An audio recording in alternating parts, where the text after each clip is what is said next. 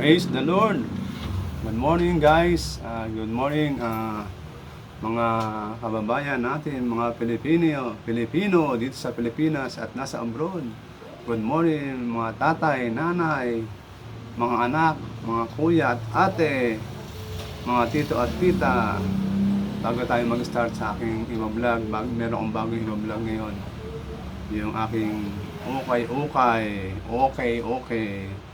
Pero sabi dito sa Proverbs chapter 4 verse 23 hanggang 27, ito pong ating word na ibibigay ko sa inyo galing kay Lord. Above all else, guard your heart, for everything you do flows from it. Keep your mouth free from perversity. Keep corrupt talk far from your lips. Let your eyes look straight ahead. Give careful thought to the paths for your feet, and be steadfast in all your ways. Do not turn to the right and to the left, or to the left. Keep your foot from evil.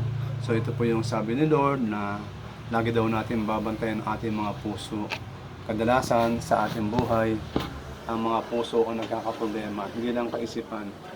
Diba, kapag ikaw ay namimili o nanliligaw, kung meron kong gusto sa isang tao, ito po ay nanggagaling sa puso. At sa puso din nakikita kung ang isang tao ay mahal mo, hindi lang siya sa gawa.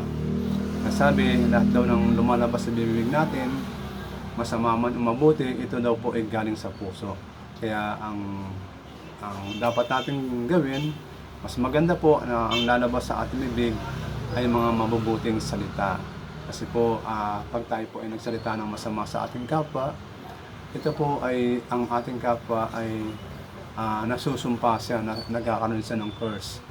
O minsan, pagka hindi natin alam, yung mga salita na yon, hindi natin alam, baka bumalik pa sa iyo. Sabi nga nila pagka ikaw ay nagsalita ng masama sa kapwa, minsan, kung hindi ka rapat-rapat sa isang tao, ay bumabalik sa isang tao. Kaya para hindi mangyari yon, magsalita na tayo ng mga bagay na mabubuti sa ating kapwa at sa ating sarili. Puro positive. At sabi dito, lagi daw natin i-keep yung ating bibig na free sa mga perversity. Yan.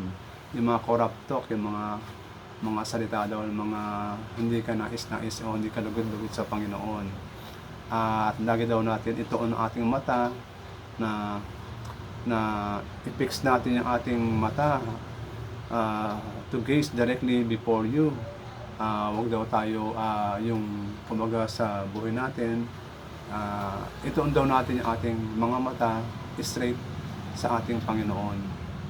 At sabi dito, let your eyes look straight ahead, fix your gaze directly before you, and give careful thought to the paths for your feet, and be steadfast in your ways, and do not turn to the right or the left. Keep your foot from evil. Lagi daw natin na babantayan din ang ating mga buhay, ating mga lakad, kasi hindi natin alam na sa panahon ngayon, hindi lang kaguluhan na nangyayari, marami din temptation.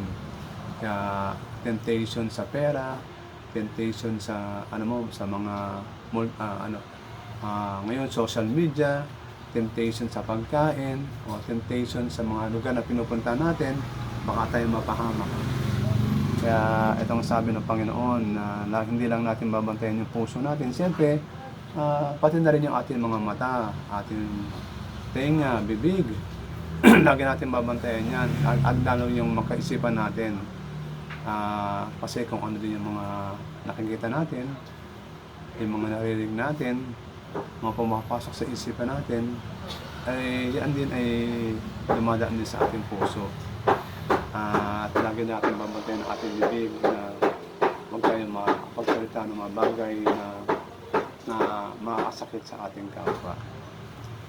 Minsan nangyayari na hindi na iwasan, pero hanggat maaari maiwasan natin. Ayun lang, at magandang umaga sa inyong lahat ulit. Ito si Kuya Kate Sagasali. Jesus loves you. At ngayon, aking ipakita ang aking paninda.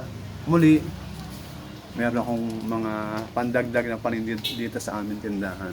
Ito yung tinatawag na ukay. Pero yung mga damit na to, okay pa siya.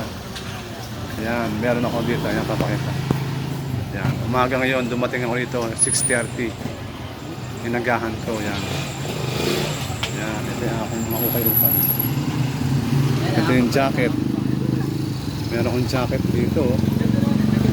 Walang saan to gawa. Imported ito, UK. Talagang UK, Adidas. Splash pa to, splash. UK sa gawa.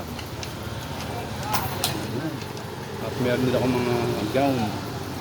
Merong aero t-shirt. Meron ako na penshop t-shirt. Ito pang jogging ito, pang walking. Yan o. Mondeta. Yan. Ang aking ukay. Ito, mga kung gusto nyong pan-date. Yan o. Pan-date na t-shirt. Meron din ako mga yan. Pambabae pa, pambabae. Yan. Mga ukay. Kaunti lang to, kaunti lang. Ito yung t-shirt na panlalaki. Ang ganda to, bench. Pantalon, pambabae. Mga pang sexy. Ito naman, ano din ba to? Giordano t-shirt. Pang binatilyo naman to. Yan, pwede siya. Meron din to mga t-shirt na pambabae. Yan.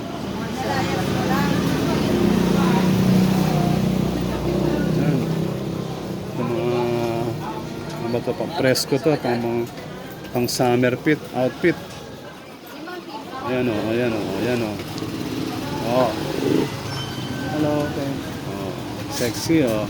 Baka magustuhan nyo rito. Baka magustuhan nyo to. Punta kayo dito. Lee Cooper t-shirt. Ayan o. Oh, binibenta ko na. Ayan, binibenta ko na. Sesa na kayo. At ito yung aming mga paninda. Ayan. Aming ice cream. Aming ice cream paubos na. Bukas, ang dating na aming order. Ito, yan.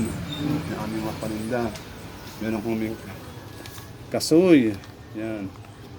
Itong kasoy namin is, ano ba to? Roasted kasoy.